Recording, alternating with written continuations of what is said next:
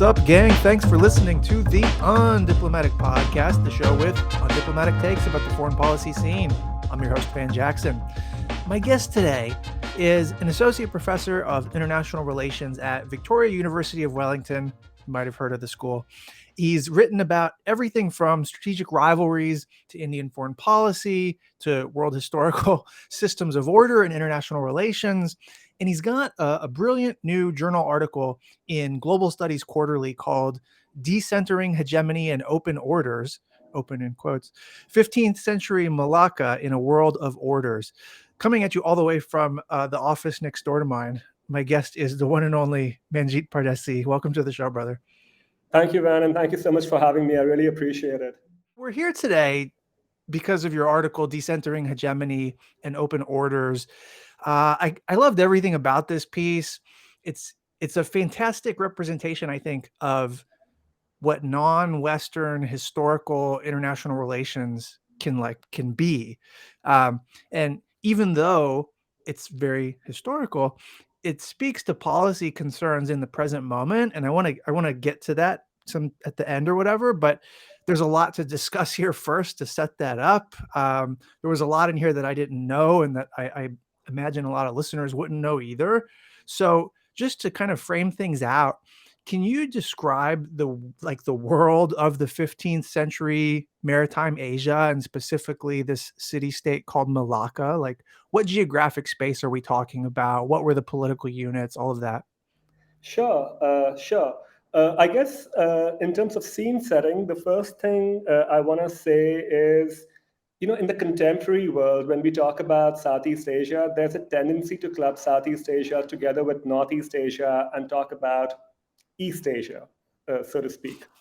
And I guess what I was trying to do at a much larger level in this paper is basically question whether this contemporary region can be transposed back into time to understand how Southeast Asia of that period might have interacted with the Chinese Empire. Yeah. And I found that it's deeply problematic and that it cannot be done. So if you're looking at the world from Southeast Asia, it's a maritime world, and there are two axes, so to speak. There's the China Seas axis, the south and the north, the south and the east China Seas, on the one hand, and on the other hand, the Indian Ocean. And we cannot impose these contemporary strategic area divides that we have created in our mental maps of the regions of the world. So in that sense, I kind of wanted to open up and talk about a particular polity, Malacca, in the Strait of Malacca in what today is Malaysia, and a city-state or a port polity, and see how that particular polity navigated its very complex world. So to give you an idea of the complexity and the kind of political units of this world, so on the one hand, we, of course, have Malacca. And just to give you a little bit of a background, Malacca was founded, and there's a debate on these dates, obviously, as it tends to be in historical works. Malacca was founded by a Hindu Malay prince, a runaway prince from what today is Palembang. And his descendants adopted Islam, and it became the preeminent Islamic port polity of the Malay-Indonesian world, in fact, for the next 500 years as a model polity, although the polity itself only survived in that particular form for approximately 1 century or so. So already we have two layers of complexity, and a Hindu prince whose descendants, are Muslim, so to speak. Mm-hmm. But on the other hand, this Malacca polity is in a rivalry with two other local polities in Southeast Asia. The state of Ayutthaya in what today is Thailand. This polity is trying to control the Strait of Malacca from the north. And Majapahit to the south in what today is Indonesia. And this polity is trying to control the Strait of Malacca from the south. And in fact, it was Majapahit's attack on Palembang that led the Prince of Palembang to run away to Malacca in the first place. So this is a highly networked and deeply connected world, a maritime world. Now, Ayutthaya was a Buddhist polity with links to Sri Lanka, so a very different socio-political order from Malacca, for example. And Malacca, its other rival, Majapahit, in Indonesia, That was the last of the great, what some scholars call Indianized polities of Southeast Asia. And it survived for another century or so after this period. So already we have Malacca, which is a Muslim polity, Ayutthaya, which is a Buddhist polity with some Hindu influences, but also deeply influenced at one level by Angkor and Sri Lanka. And then we have Majapahit with Indic connections. But then if you go to the east, we have Dairith, and Dairith is a Sinic polity. So this is a very complex world with multiple socio-political orders. And this entire world is linked on the one hand to the Indian Ocean, India and the Middle East and the Persian Gulf and East Africa, and on the other hand to the South and the East China Seas. So my entire point was to look at this world because in the pre-European world, and you spoke in the introduction, you mentioned a little bit about non-Western IR. In this pre-European period, because I'm specifically looking at the century before the Portuguese entered the Indian Ocean, Mhm. the sense I wanted to convey was that this was an integrated maritime world stretching all the way from the Persian Gulf on the one hand and East Africa into the China Seas. So to artificially say East Asia of the contemporary world is the unit that we will look at in 15th century is erroneous. Is the point I was trying to get at in a very long-winded fashion. As academics are wont to do.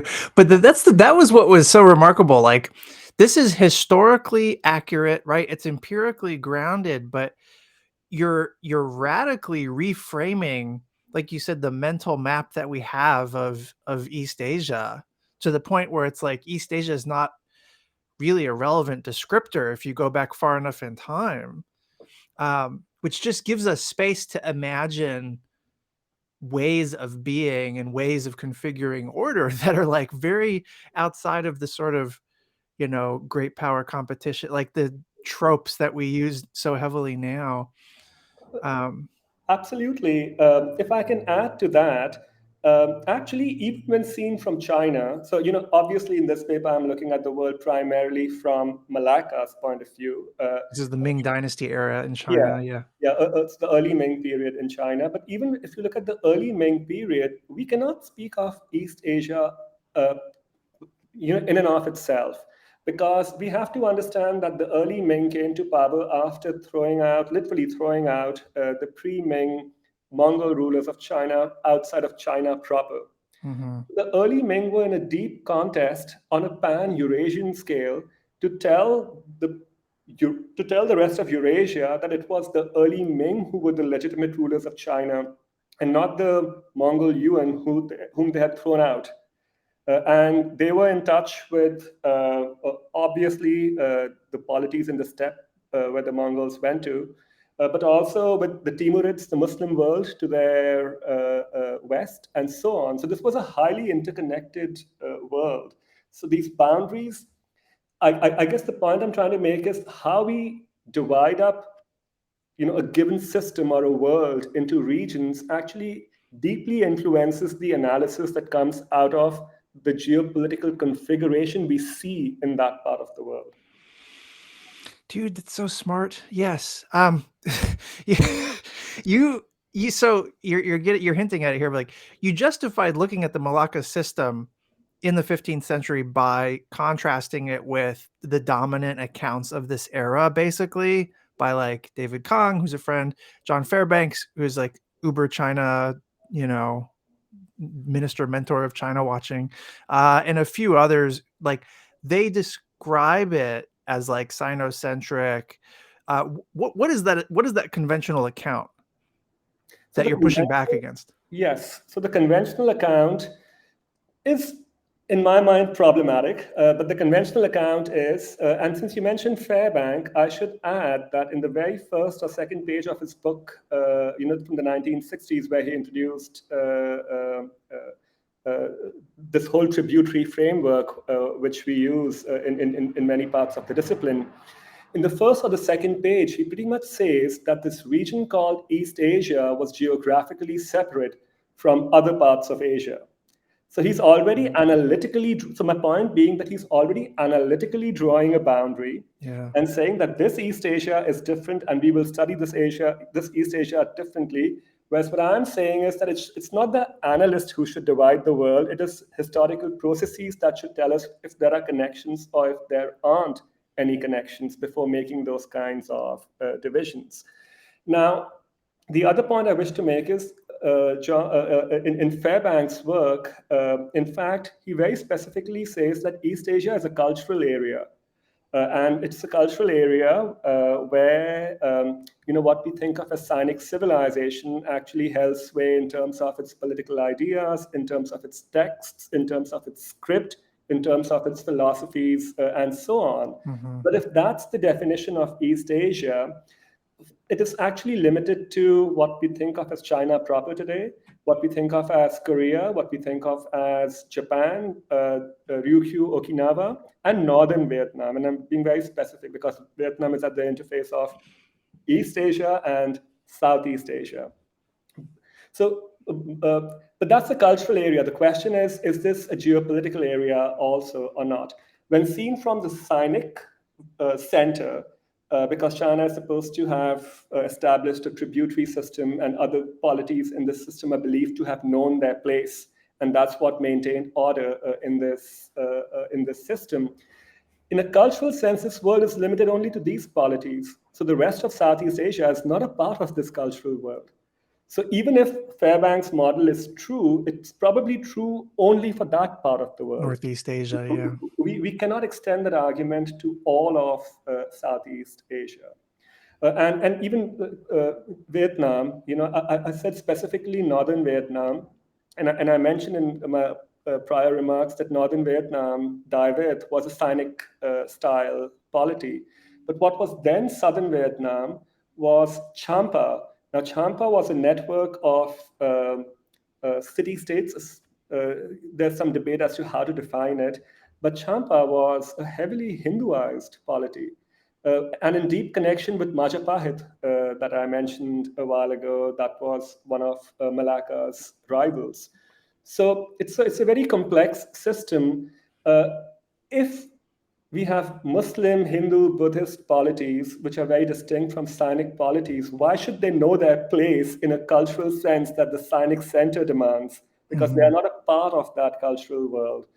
So more recently, Jim Millward has actually argued, and in my opinion, very correctly, that this hierarchic way, this tributary system, was the ideal world view when seen from the Chinese center, which is Mm-hmm. very different from world order, which is Yeah. how social and political relations are actually patterned. And I guess I kind of wanted to bring out that distinction to some Yeah. degree. Yeah, that's helpful.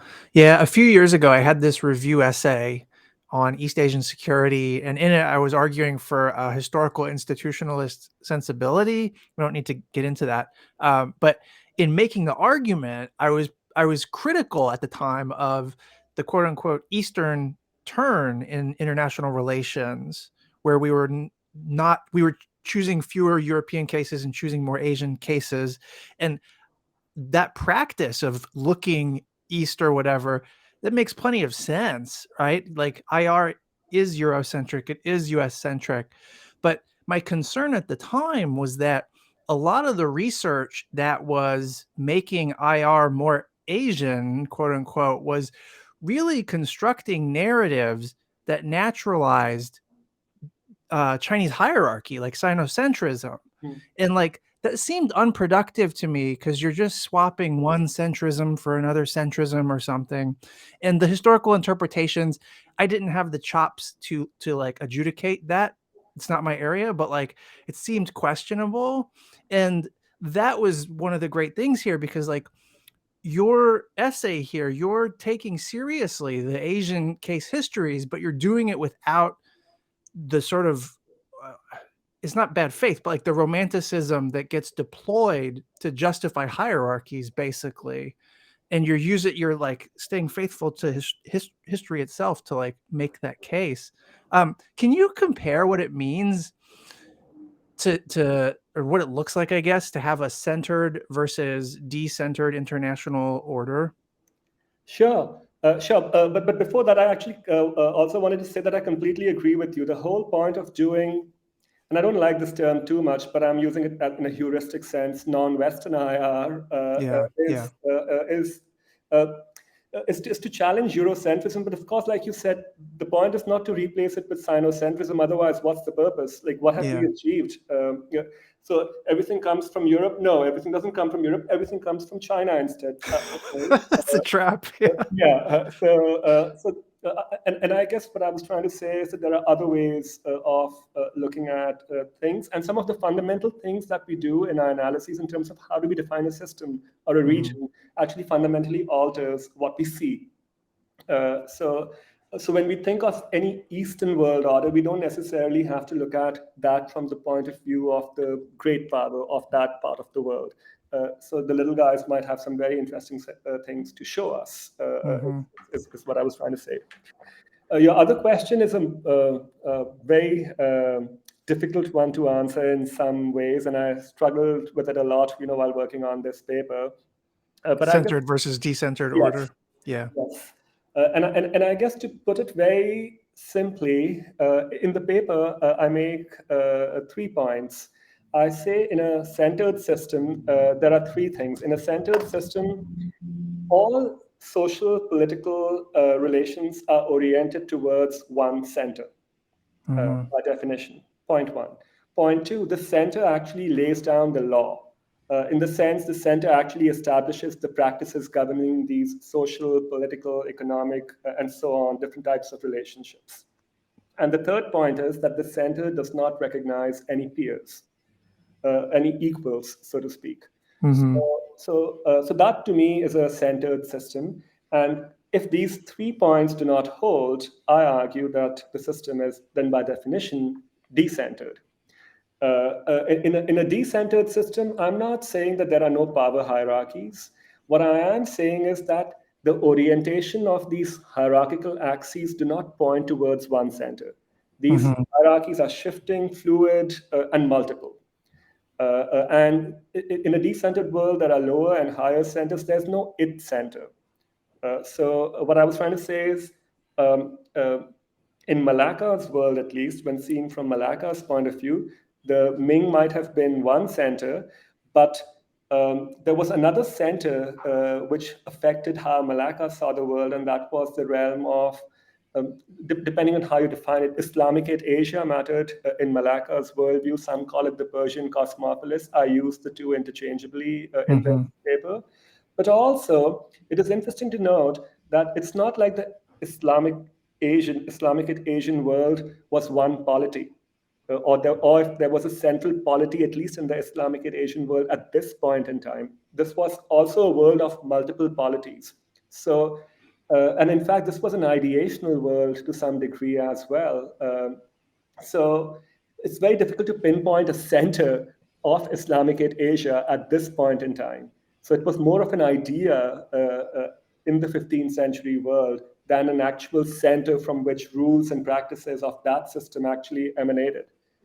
And so already there's a layer of complexity. And another point I made was that actually Malacca itself, by combining all of these practices that were surrounding it in the Sinic and Islamicate worlds, actually emerged as a mini center in its own right in the Malay, Indonesian, maritime Southeast Asian world.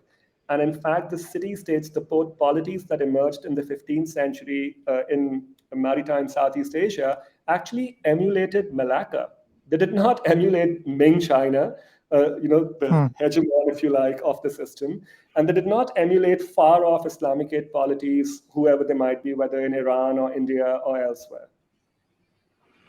That's fascinating. I'm wary of this getting like too wonky and too theoretical, but I wonder if you can talk briefly about how you draw on global historical sociology as method, right? Like big picture, what does it mean for actors in international relations to be relationally constituted? Remember, like, and as non-wonky as possible. All right, I'll do my best. I'll try to do my best. So I'm going to use, I guess, Okay, I'm going to make 2 points. Global historical sociology, on the one at one level, argues that when we think of social units, we need to think of social units only in relationship to others. Hmm. Uh, because it is these relationships that create the networks, the patterns of linkages that are of interest to the social scientist. What this means is that quote unquote change, when it happens in the system, does not emerge endogenously from within the unit, and it does not emerge completely exogenously from without the unit. It is the interaction of the inside and the outside that produce change. At one level, it says that, but at the other level, it also says that we need to take a macro. This relationship between two units is actually embedded in a much wider system. So we have to look at this much wider system as well. So we have to look at things globally. So you look at things globally, and you look at things relationally. And what really emerges from these two ways of looking at things is that things are not static, and they change over time. So you also have to understand how these processes, these patterns of linkages evolve Hmm. historically.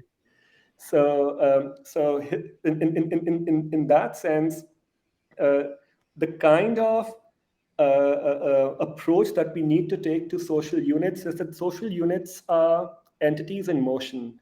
They are not Hmm. fixed things. So they change over the course of time. So to make it non-wonky and to say something concrete in that sense, what it really means is that global order is actually a dynamic process.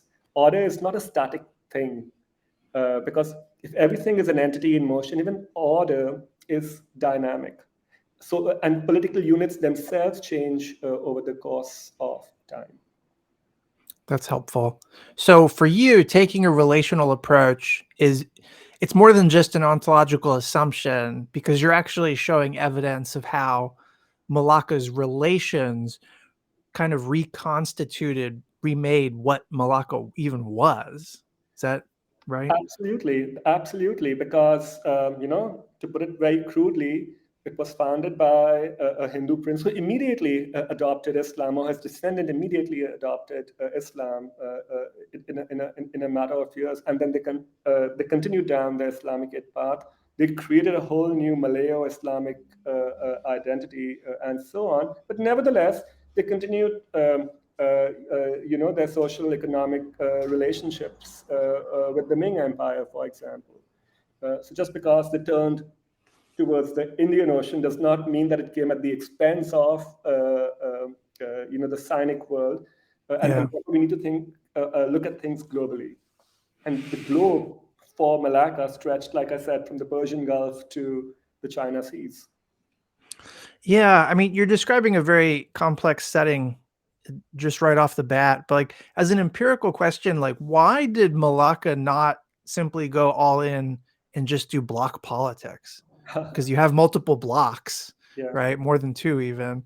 But especially, I mean, I guess the pointy question is like, why would Malacca or why did Malacca avoid kind of the Sino-centrism of Northeast Asia?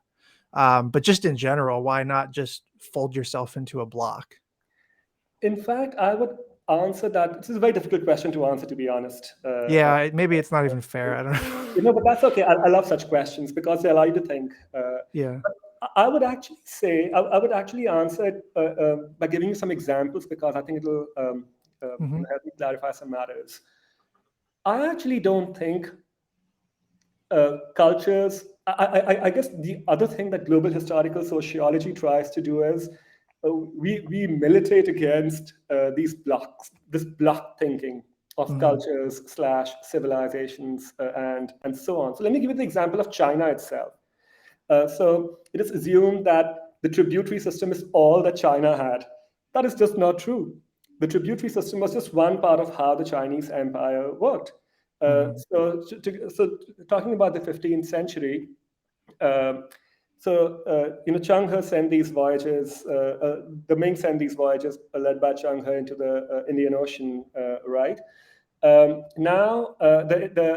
interesting thing is, um, when uh, the Changha voyages, when they reached Sri Lanka, among other things, they were also interested in Buddhist diplomacy because they wanted to collect Buddhist artifacts because that would have made the Ming the rulers of Tibet as well, or at least try to claim some sort of ownership over Tibet.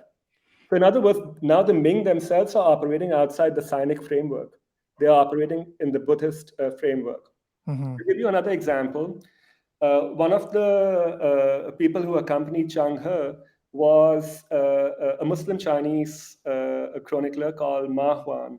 And in one of the Chang He voyages, he actually went to Mecca Hmm. because he was Muslim. Yeah. So he knew of another quote unquote center of some sort of culture, civilization, power, and this did not contradict with who he was as an envoy of the Chinese emperor. Hmm. So I guess what I'm trying to say in a very elliptical fashion is that even China did not make these choices. It's the analysts who have boxed China in a corner and said the tributary system is all that you had. Your emperor was only the son of heaven. This is the only way you reached out to the rest of the world. And I'm saying Yeah. none of that is true. And actually, and I guess what I'm saying is that actually the maritime space makes us see this most clearly. But that could be my bias, and I'm guessing scholars who study China and inner Asia might have other views. And actually, I should be fair to them because I've learned a lot from their work. And so I actually want to mention this fantastic book it's actually a multi-authored book, and the lead editors slash authors are Timothy Brook, Michael Van Walt, Van Prague, and Miek Boltiers. It's called Sacred Mandates. And it is a Hmm. fantastic book. It looks at what they call Inner and East Asia over several centuries, the Yuan, the Ming, and the Qing. And they argue that over these 700 odd years or so, there were three international legal orders in quote unquote their Asia, which is Inner Asia and East Asia. And these were the Sinic order, uh, but the Mongol world order and the Tibetan Buddhist world order. In other words, the Chinese also in Inner Asia learned to navigate multiple orders. And what I'm saying is that in the maritime realm, they were also navigating multiple orders at the same time. So so even the Chinese didn't make these choices. So why should, and if they are the largest power of the system in this world at this point in time, why should any of the other ones, have to make those choices? Yeah, it's often the case that block politics is not a historical fact. It's one very simplified way of making sense of a situation, and how faithful that is to reality is like your mileage may vary. But in this case, that isn't what was going on. You actually say in the piece, you have this quote. You say Malacca could succeed only if it attracted traders from Ming China, Java, Siam, and northern Sumatra to its port without being swallowed by one of these established powers. Um, and that brings us to like what's maybe this crucial strategy insight here. So like the openness of maritime Asia, it did not owe to any single great empire. It owed to smaller polities like Malacca accumulating patterns of relations that diluted the importance of any one actor, basically, in the system. To do that, it adopted a strategy that you call attraction. What is that? What does that look like? This is sweet. So attraction, I approach attraction in a relational sense because global historical sociology, that's my meta framework. But before I talk about that, I also want to say that actually even Waltz spoke about attraction, and I have and I have a quote by Walt in the Walter I'm Waltz. sorry, Kenneth Waltz. Yes. And I have a question, a quote where uh, he actually said that people who are being quoted actually have to make themselves attractive to the ones who are quoting them. But so for me, this is a very structural definition of attraction. What I wanted to say was actually attraction is a social relationship. So it's always a two-way relationship. So A may be attracted to B, but B may also be attracted to A. And the reasons why they may be attracted to each other might be completely different. So since I look at attraction as a relationship, and since I look at it as a process, I look at three things. So I say first, attraction is a learning process. There's a bit of trial and error, because if you try to change yourself or change others, it may not pan out. So it involves learning as a step. The second step is that once you start interacting and attracting others, it should create, pleasantness on both sides. And if it doesn't, then the relationship may not last. And so that goes back to the first point about trial and learning. But if it succeeds, then the initial reasons why the two were attracted to each other no longer matter. Then it develops a life of its own, because things are dynamic and they change over the course of time. And the third point is that actually A and B can be completely dissimilar. You're not necessarily always attracted to similar kinds of polities only. So Malacca could be a Perso-Islamicate polity, like I say, and China could be Sinic, and they could both be attracted to each other for entirely different reasons. So among the points I make is Malacca was attracted to China because, among other things, China was the preeminent economic power of its time, and Malacca was a trade-based polity. So obviously, Malacca got genuine commercial benefits from interacting with China. But interestingly, China also got something from Malacca, because the Chinese ideology, or the Sinic ideology, I should say, was the Chinese emperor as the son of heaven, and others actually recognize him as such. So Malacca's paying tribute was not as much about the legitimacy of the Malaccan ruler in Malacca for ideological reasons. It was actually ideological legitimation for the Chinese ruler for ruling China itself.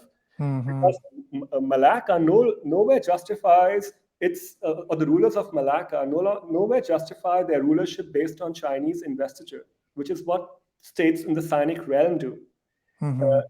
Malacca has a way of legitimizing which is rooted in the Perso-Islamicate way of looking at things, not in the Sinic way of looking at things. So the point being that Malacca and China were attracted to each other for different reasons. They were dissimilar, but they were still attracted to each other because they performed different social functions for each other.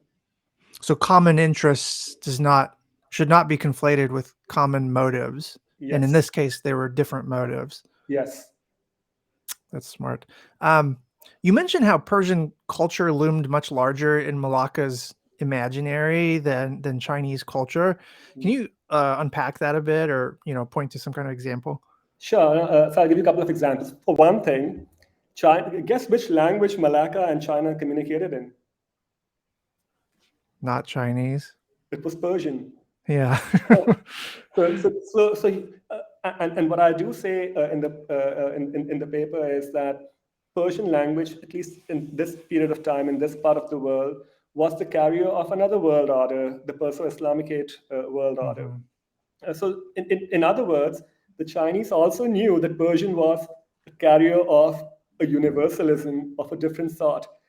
So the Chinese were propagating, their hierarchy in a language that was the carrier of a different world order altogether. So this is a very complex picture. So some scholars have called the whole tributary system actually a bit of fiction, organized hypocrisy. So there's a little bit of that. So one example is that the means of communication between Malacca and China were in the Persian language. The other is in the Sinic realm, in the tributary system, we are told that the Chinese emperor confirms through the institution of investiture the ruler of the subordinate state.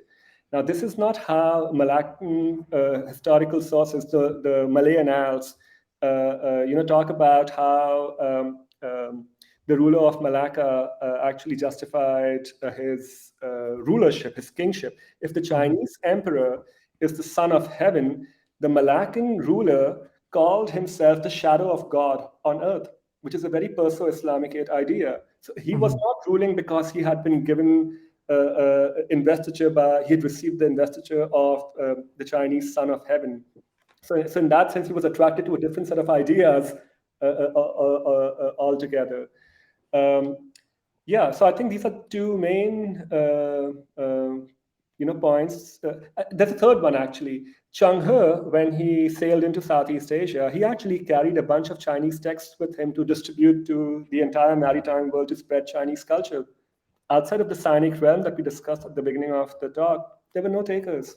The rest of the world did not become Sinicized. And even though there was no Changhar equivalent in Islamic Asia spreading Islamic texts, these Mhm. texts did spread through traders. We can't name through whom because they were so pervasive and polities transformed. And So that was organic, yeah, as far as organic. we know, yeah. Yes. Yeah. The Even though I should the say Changhar himself was Muslim, by the way. But Oh, I didn't know that. in fact, Yeah. he was of Central Asian Muslim origin, had been Huh. in China for, the family had been in China for a couple of generations. But Hmm. That's interesting. Yeah, that reminds me of like the Xi Jinping thought books that end up at airports and nobody fucking wants them because like why would you? Yeah. Um I want to talk about decentering versus hedging. Some of the stuff I wrote in the past, like people associate me with the hedging literature, but hedging is like it means so many things. I find it to be just unsatisfying a lot of times. Like it kind of flattens things, or like it implies that you're in some like interim between bandwagoning and balancing or something. Could you take a crack at distinguishing how you think about decentering and attraction as a strategy compared to like what people might call hedging? sure. But before that, I actually want to make a point, a slightly different but related point. I use because I'm relational.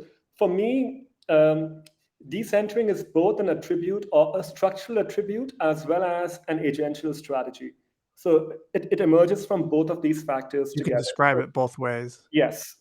Whereas my understanding of hedging is that hedging is mostly an agential strategy. Yeah. So that's one big difference already between Hmm. decentering um, and hedging, because it's also a structural attribute of a system. And like I said, in a So you can social, say a system is decentered, or you could say this actor is doing decentering. yes, Whereas with hedging, it's not like the structure is, that's not, yes, that makes yes. sense. And I guess the other big difference is that hedging, like you mentioned, is a strategy of it's hesitation. Mhm. You don't really want to choose sides. Whereas in decentering, you choose all sides without giving any of them the power to control you. Uh, Mhm. I mean, of course, your power imbalances and cultural asymmetries matter so that they influence how much agency you do have. But this Yeah. does not mean that there's nothing. So it's a dynamic process, and that's why my emphasis on dynamism earlier. So to give you one example, so like I say in the paper, Malacca was able to pursue this strategy of decentering. Mhm. Uh, but that doesn't mean other polities in that all other polities in Southeast Asia were also able to pursue a strategy of decentering. So, for example, we know that the Ming attacked Palembang and installed a puppet ruler there. And we also know that the Ming attacked Vietnam and occupied Dai Viet, northern Vietnam, and occupied it for 20 years around this time, and so on. So for these guys, decentering as a strategy did not work. But the other fact remains that the world that they were living in a structural sense, was still decentered in the sense that there were multiple socio-political centers, Hmm. Sinaic, Islamic aid, and so on that I already mentioned. And at the same time, and while China was certainly the largest single largest economy in the world, it was not the economic center of the world in the sense, as maritime economic historians have written, both West Asia and South Asia were other economic centers, and collectively they were big enough that it was not a lopsided Sino-centric world, even in an economic sense, even though China was a unified polity under the Ming. Okay. So it was Um, both economically and socio-politically, in a structural sense, a decentered world. yeah. So you can have smaller actors in a decentered world, pursuing a decentering strategy, but failing. Like the Yes, wager could not work out depending on other factors, yes, which absolutely. is yeah. So there is a risk. I mean, nothing's risk free, I suppose. Yes. But yeah, okay, okay. You mentioned two things that stand out to me as important for like kind of separating necessary and sufficient conditions. One is how Malacca's economy was totally dependent on trade, and the Ming Dynasty in China was not taxing trade; they were taxing land, um, and so it was to Malacca's advantage to cultivate trade relations with China in a way. The other thing was like Malacca invested heavily in building port infrastructure to facilitate its role as a trading hub. Do you think either of those two things were conditions of possibility to pursue a decentered order? Or put differently, if Ming China taxes trade, does Malacca still pursue a decentered order with the Ming, like doing the tributary state thing? And then if Malacca doesn't invest in port infrastructure, is it even able to pursue a decentered strategy? Yeah. No, great question. So I kind of want to clarify. The Ming got most of its revenue from agriculture and land taxes within China. So they did engage in trade, but the trade that they engaged in was, state-controlled trade, essentially, at least in the period I'm looking at, the early Ming period. So all There's trade yeah, was state essentially, companies. yeah. Yeah. So Okay. all trade was tributary trade. So the revenue that the Ming made from this tributary trade was minuscule compared to what the Ming got from agriculture. So in that sense, it was minuscule for the Ming. But for Malacca and other maritime and several other maritime polities, trade was what made their polities tick. Trade state making was all about commercial enterprise and Mhm. legitimizing the wealth generated through this commercial enterprise through certain socio-political processes. There could be Islamic aid, Buddhist, Hindu, and so on. So that was the theory of state making, if you like. Mhm. Now, I guess the point I'm trying to make is that the Ming were taxing trade. It was just not important enough for them to conquer other lands for purposes of trade because they It got wasn't all. there. Okay, that Yeah. makes sense. Uh, uh, so that's one. But I guess what I mean by decentering in this context is that the practices, the social practices governing trade, did not emanate from China, is what I was trying to say. So for example, like in Okay. so in China, you had to pay tribute to the Chinese emperor, whatever those social practices of the tributary system were. You had to adhere to those practices to engage in trade with China. Whereas Malacca said, you can be Muslim, you can be non-Muslim, you can come to our polity, and we will tax you more or less evenly. We won't discriminate between Muslims and non-Muslims, between the Indian Ocean traders and between the China Seas traders, and so on. There were some differences, of course, on how they governed them, but no one was discriminated against in the way the Chinese might have simply said, if you're not paying tribute, you can't trade with us. Mhm. Malacca could care less about that. So my point was that Malacca established its own practices of trading that did not come from China. So if Malacca had also practiced tributary trade, that which would in turn have meant that only smaller polities, much smaller than Malacca, would pay tribute to Malacca, right? Because bigger Mhm. polities would not pay. And we're getting in the realm of what if now. Yeah, yeah. But my point was that the practices of trade in maritime Asia did not come from China. There were several practices of maritime trade. At the Chinese end of the system, whatever the practices might have been, they were not systemic practices. And that's why when it comes to trade, the system was decentered. Uh, Also, along with the fact that there were other centers, like I said, collectively in South and West Asia, which meant that China was not the be all and end all of commerce. Because the other point I also make is that the most widely traded good, like commercial good in the system, was cotton cloth from India, which was Hmm. carried by Muslim merchants from India, and which was very important for, which was perhaps socially the most important product for Malacca. So even though China trade was important because China was commercially the single largest political entity, the kinship networks were maintained by this social currency, distribution of Indian cotton cloth to the Malaccan kings subordinates in the Hmm. royal palace and beyond. So, so again, China is not the center of the world in multiple ways. Yeah. And it's funny, you're describing too, like a historical context where the material or the like vulgar economic is not, it cannot be vulgarized as something apart from the social and the cultural. Actually, like the value of the economic is sort of interwoven with Yes, the social. because it's linked to state making ultimately, at least for Yeah. the entire maritime world, the smaller polities, whatever it meant for China. Yeah. For China, um it actually meant acknowledgement by the others of China's superior status through the rituals of the tributary system. And many polities were willing to do that. But I should also add that, um, uh, with the exception of small states like Malacca and perhaps Brunei, the leaders of the states never went to pay tribute to China.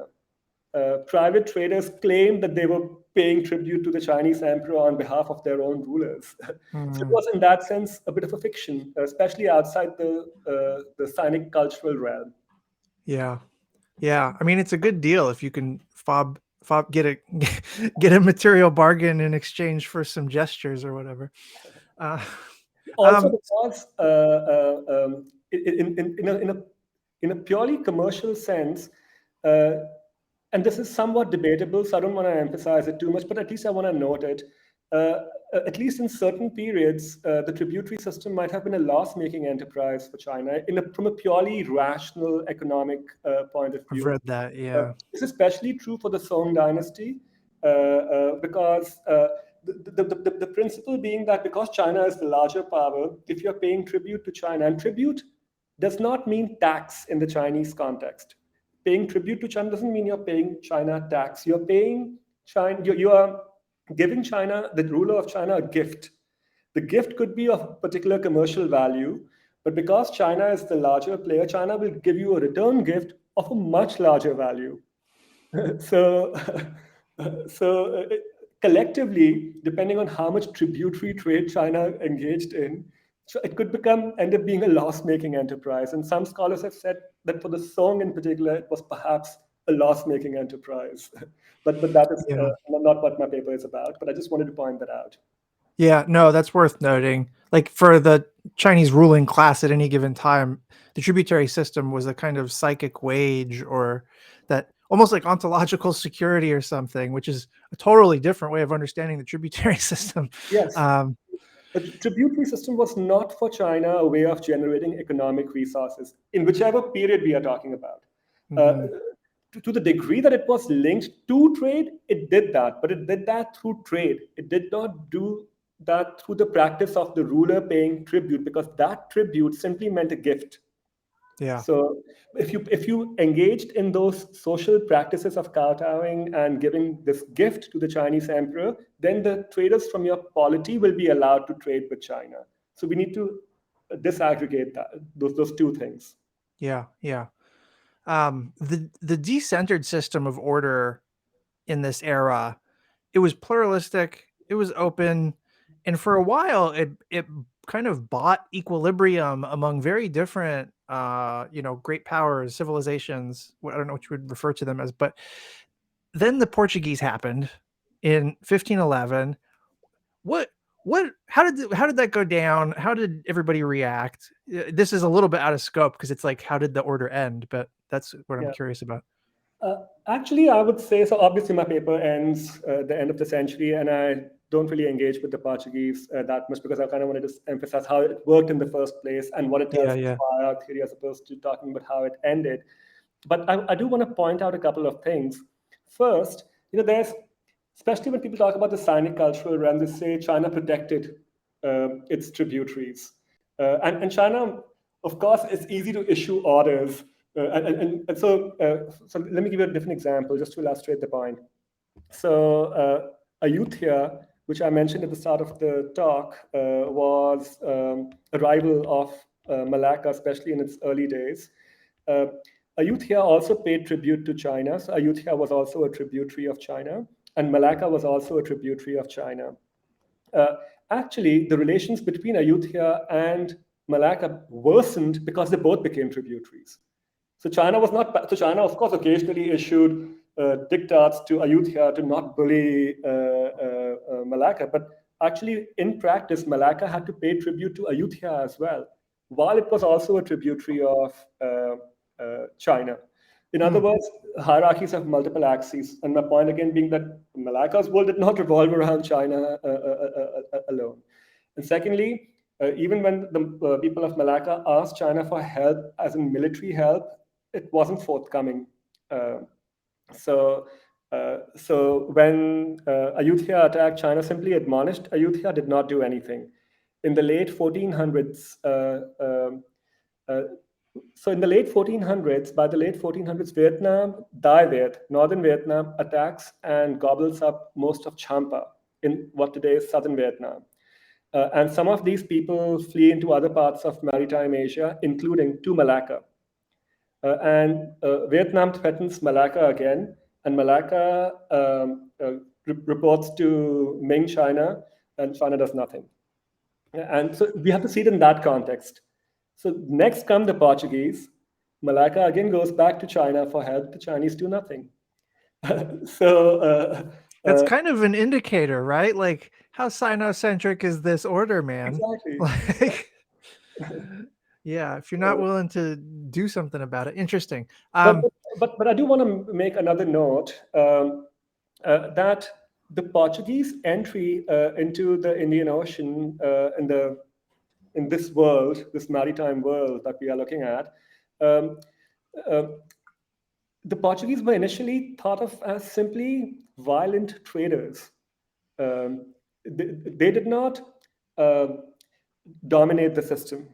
Uh, and point one. Point two, that when the Portuguese actually began communicating with the Chinese, guess what language was used? Not Chinese. Persian. There we go. Uh, so, so this was a thoroughly Path Persianized path world. dependency is a bitch. Yeah. Yeah, and this was a world to which the Portuguese adjusted to. As opposed to the world adjusted. Of course, there was some, the actual trade patterns changed a little bit, and some cities and some small polities rose and fell. But the larger structure of the system, and including Malacca, the Mm-hmm. Malaccan royal family fled, and so on. But the larger pattern of this decenteredness did not change with the Portuguese. Uh, That's a but good that's thing more to of a time note. period Yeah. I'm looking at. But I just wanted to emphasize that point as well.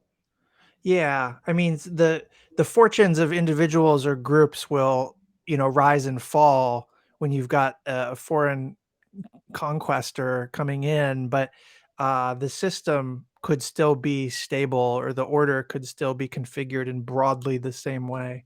Yeah. Um, So in okay. that sense, decentered systems have some ability to absorb new actors and make them just a part of the system. The Yeah, that's a system good was point. overwhelmed by European powers much later. In Yeah, it's not so rigid. Yeah, in fact, Yeah. I would say, I would say it happened only after the Industrial Revolution. A point that, for example, Barry Busan and George Lawson have made in their Global Transformation, that Durable diversity. yeah, Yeah. European domination happens only after the Industrial Revolution. Yeah.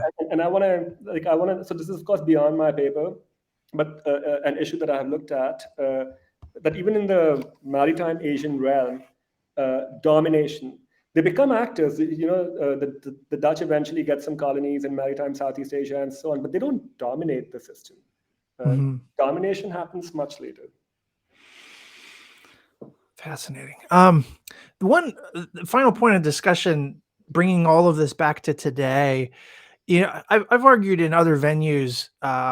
It seems like if you take a relational view of IR, but also just like if even just like a narrowly relational view of power, the whole notion of great power rivalry starts to seem suspect. Like, it involves a lot of erasure of possibilities. Um, like, to see like a great power is to not see how order gets produced from what others do, what smaller states do.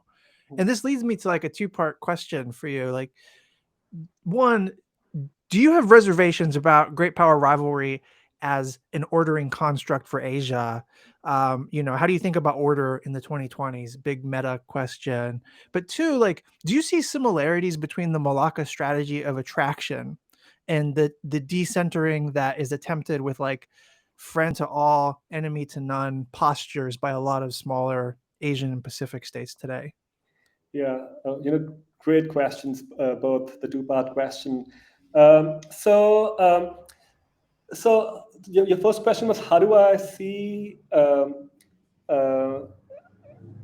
great What, power? you Is great yeah, power the a construct? order in the 2020s. Like what, the thing is great power rivalry is the name that everyone Yes. uses, but like, Yes. So I would say I wouldn't use that as a construct, but mhm, I will say that it is one of the constituents of the emerging order. And for me, order is a it's dynamic part of process. what's happening. So Yeah. it's a part of what is happening, but I don't think it's necessarily all consuming in the sense that war does not have the same salience that it did in the pre-modern world that it does today. So let me explain what I mean. In the 19th and 20th centuries, my reading is that war was all-consuming, both for the great powers and both for the colonized world. In the sense that the colonies disappeared and the great powers, at least in the 20th century, might have fought total wars. Hmm. But at least since 1945, we know that great power wars have not happened if one discounts the US-China war in Korea, but then that world was bipolar, so China was Yeah. not a great power by definition. Basically, no great power wars since World War II. Yeah, Yeah. yeah. So I don't think war is of course dangerous. I don't want to downplay the importance of thinking about war and so on. But I think there have been a number of reasons put forward by various scholars that have diminished the salience of warfare in terms of order making. So it is a feature, yes, I will obviously not deny that, but it doesn't have to be the all-consuming paradigm of the way it was in the previous two centuries, for example. Mm. So yes, I wouldn't put rivalry as the central feature of the order. Let's face it, the US and China are still each other's, largest trading partners. I think China is still the largest trading partner after Canada and Mexico. And Hmm. for China, the US still is the largest trading partner. We're talking about hundreds of billions of dollars, and that's not going to go away anytime soon. There are all sorts of other connections. Those other connections can be curbed, but I don't think they can be severed because we are told China and the US are economically, or China is intertwined with the global economy in a way some of America's previous rivals might not have been. Yeah. So rivalry cannot be an all-consuming dimension of order building, even though it remains important. But I would coming back to the second point. I think smaller states have a lot more agency than they are given credit for. Hmm. And looking at Southeast Asia, because this paper was about Southeast Asia in particular, I think the Singaporean leaders have made this point a bunch of times. We want to be friends to all and enemies to none. So exactly in the way you have put it. But I would say, if you look at people like Evelyn Goh, when she talks about omni enmeshment of the Hmm. great powers, and also how um, ASEAN, to some degree, also manages the great powers as opposed to simply being managed by the great powers. I think these features talk to me about small states being able to connect different great powers and different worlds, if you like. And likewise, Amitabh Acharya's work on how orders are built bottom up also. They're not just a top down construct. So Hmm. localization and small state agency matters. So I think we are seeing that today as well in Southeast Asia in particular. And coming back to how all of this is not always or necessarily linked to war, we know that China's primary way of quote unquote making order in Southeast Asia is through the commercial route. through initially through trade networks, but now through connectivity, BRI, and other forms of Comprehensive economic partnerships. Yeah. relationships. So yes, rivalry will remain a feature of global politics, but it's not the you know the determining factor, if you like. Yeah. Yeah, there's something more than just rhetoric going on when you hear the smaller powers talking about what some variation of like love all serve all or inclusivity. That was the Hard Rock Cafe motto actually, but the friend all enemy to none. Yeah. All right. Well, dude, this was any unspent rounds?